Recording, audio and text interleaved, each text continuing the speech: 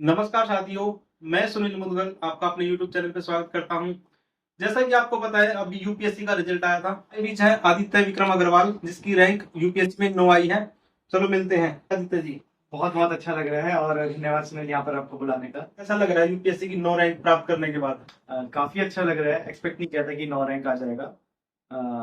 काफी मेहनत लगी है, काफी संघर्ष लगा है। लगभग 5 साल से ज्यादा हो गए हैं मुझे यूपीएससी की तैयारी करते हुए। इसी बीच मैंने काफी और परीक्षाएं भी दी है, बट मैं कहूँगा आखिरी में सफल हुआ है मेरा ये परिश्रम और मैंने इस साल 9वां रैंक हासिल किया यूपीएससी की परीक्षा में। हमें पता चला है कि आपने यूपीएससी से पहले भी कुछ एग्जाम क्लियर किए हैं, तो आप थोड़ा सा एक बताओगे? हाँ, क्योंकि जब दूसरा अटेम्प्ट मैंने जब दे दिया था यूपीएससी का, तो उसके बाद क्योंकि मेरा प्रीलिम्स भी क्लियर नहीं हुआ था, तो मुझे बहुत ही डाउन फील हो रहा था, स्ट्रेस आने लगा था। तो इसके लिए मैंने दूसरे एग्जाम्स भी दिए थे। जैसे कि मैंने एसएससी सीजीएल का एग्जाम देना स्टार्ट किया था, और इसके अलावा मैंने बैंक के पीओ के एग्जाम्स भी दिए हैं। इसके अलावा मैंने एफसीआई, आरटीआई, इन तरीके के एग्जाम्स भी काफी दिए हैं। तो आप जैसे बता रहे हो एसएससी का एग्जाम दिया है और बैंकिंग वगैरह का दिया आपने, तो आप बता सकते हो एसएससी के लिए आपको किसने प्रेरित किया?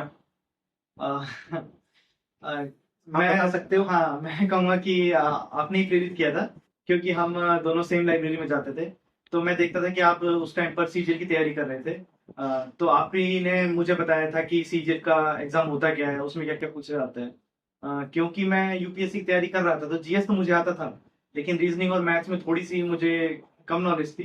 तो उस टाइम आपसे ही जानकारी मिली थी इन चीज़ों के बारे में, और तब से मैंने फिर सीजीएल का भी साथ साथ पढ़ना स्टार्ट किया था। आपने बताया मेरे से आप इंस्पायर हुए थे, तो आपको ये बातें कैसे कैसे पता चली कि मैं मैथ करवाता हूँ और मेरे पढ़ाने से पता चला?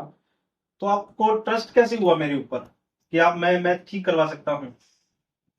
क्योंकि हम और भी लोग लाइब्रेरी में कुछ लोग तैयारी कर रहे थे, जैसे कि अभी नारकोटिक्स में सब इंस्पेक्टर हैं जयंत राणा, जो लग गए थे उस टाइम पर। और उसके बाद लोकेश खत्री हैं हमारे, जो एएसओ लग गए हैं सेंट्रल सेक्रेटरी सर्विसेज में।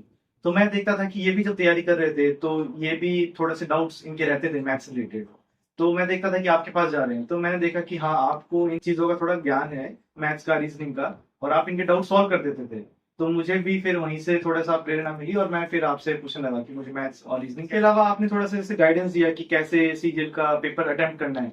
क्योंकि जो टीयर 1 होता है, वो मैं मानता हूँ कि काफी टाइम लिमिट के साथ ही किया जा सकता है। उसमें चीजें आती भी हैं, तो भी टाइम को देखना पड़ता है। तो आपने मुझे बताया कि कैसे सबसे पहले रीजनिंग या फिर जीके इंग्लिश उठानी है, मैथ्स बाद में करनी है, मैथ्स के लिए टाइम प्रॉपर देना पड़ेगा। वैसे ही टीयर 2 में जैसे कि जब पैटर्न चेंज हो गया था, तब आपने बताया कि कैसे पैटर्न चेंज हुआ है, कैसे क्वेश्चन अब आ रहे हैं, 30 क्वेश्चन मैथ्स के, 30 क्वेश्चन रीजनिंग के, उन कैसे सॉल्व करना है। तो ये सब आपने गाइडेंस दी थी, और उसी वजह से मैं कहूंगा कि मुझे एएसओ का पद मिला था। और एएसओ का पद मिलने से एक ये चीज भी बहुत अच्छी हुई कि मेरा कॉन्फिडेंस थोड़ा सा बूस्ट हो गया था। कॉन्फिडेंस बूस्ट होने की वजह से जो मेरा स्ट्रेस और एंजाइटी रहता था, वो कम हो गया था। और उसकी वजह से मैं थोड़ा सी यूपीएससी के एग्जाम पर भी फोकस कर पाता था, क्योंकि मेरा स्ट्रेस थोड़ा कम हो गया था। मैं भी, जो भी मुझसे पूछता था, मैं ये कहता हूँ कि यूपीएससी के अलावा और एग्जाम्स भी दीजिए। अगर जैसे कि मैं इंजीनियर हूँ, अगर आप पर्टिकुलरली इंजीनियर हैं, तो आपको मैथ्स रीजनिंग थोड़ा थोड़ा ठीक होगा। थोड़ा सा जैसे आप हैं, आपसे गाइडेंस ले लिया, या फिर आपके जैसे और टीचर्स हैं, तो उनसे थोड़ा मैथ्स रीजनिंग का गाइडेंस ले लिया, और उससे अगर आप सीजीएल वगैरह के एग्जाम्स देते हैं, तो आपके लिए मेंटल हेल्थ के लिए और स्ट्रेस थोड़ा सा कम करने के लिए एक अच्छी प्रेरणा बन सकती है। जैसा कि मैं भी यही कहता हूँ कि आप सबसे पहले फोकस करो कि आपको गवर्नमेंट जॉब मिल जाए। उसके लिए आप अलग अलग फॉर्म भी भर सकते हो, जैसे कि आप आदित्य विक्रम अग्रवाल ने भी यही कहा है कि आप एक एग्जाम पे फोकस ना होके आप अलग अलग एग्जाम की तैयारी के साथ फॉर्म भरते रहे और आपका सिलेक्शन जरूर होगा। जैसे कि आपको पता है कि यूपीएससी 5वें अटेम्प्ट में क्लियर हुआ है, लेकिन उसके साथ साथ इन्होंने सीजीएल वगैरह की तैयारी की है और इन्होंने अलग अलग एग्जाम भी निकाले हैं। तो आखिरी में 2 लाइन कहना चाहता हूँ बच्चों के लिए, क्या कहोगे? मैं बच्चों के लिए यही कहना चाहूंगा कि कभी भी संघर्ष से डरे नहीं, संघर्ष करते रहें। माता पिता से अपने बात करें, जब भी आपको डर हो, दोस्तों से बात करें, एक अच्छा ग्रुप बना ले। मेरा भी लाइब्रेरी में जैसे ये है, लोकेश है, कपिल है, वरुण है, इनके साथ एक काफी अच्छा ग्रुप बन गया था, जिससे हमेशा मुझे प्रेरणा ही मिलती थी। अच्छा ग्रुप होना बहुत जरूरी है।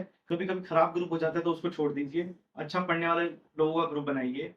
अ, निरंतर प्रयास करिए करिए। अगर निरंतर प्रयास करते रहेंगे, तो मैं मानता हूँ कि निश्चिंत होकर सफलता कभी ना कभी मिलेगी ही।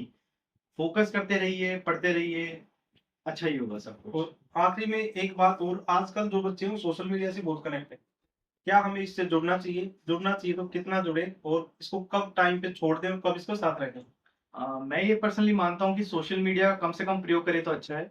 जैसे कि इंस्टाग्राम हो गया, फेसबुक हो गया, ये तो अच्छे नहीं है, इनको दूर कर दीजिए। लेकिन यूट्यूब वगैरह जैसे इस पे कई बार लेक्चर्स आते हैं टीचर्स के, या फिर वीडियोस आती हैं, टेस्ट के सॉल्यूशंस आते हैं, तो मैं कहूँगा कि हाँ, इसको लिमिटेड मात्रा में फॉलो कीजिए, क्योंकि मैंने भी घर पर रहकर ही तैयारी की थी और मैंने भी इन माध्यमों का प्रयोग किया था। तो इन माध्यमों का प्रयोग कीजिए, यूट्यूब पर लेक्चर सीरीज देखिए, जैसे आपकी अभी लेक्चर सीरीज चली हुई है, सॉल्यूशंस आप जो करवाते हैं टेस्ट के, या फिर पीवाईक्यू करवाते हैं, तो वो आप यूट्यूब के माध्यम से कर सकते हैं।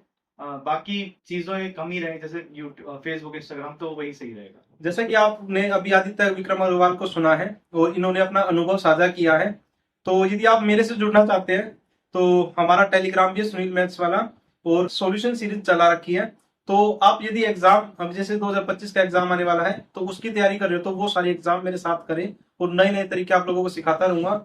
और हमसे जुड़ने के लिए हमारे यूट्यूब चैनल को सब्सक्राइब कर लें और टेलीग्राम के साथ जुड़ जाए, और डाउट भी वहां हम लेते रहते हैं और मेरी ही देख रेख में सारा काम होता है।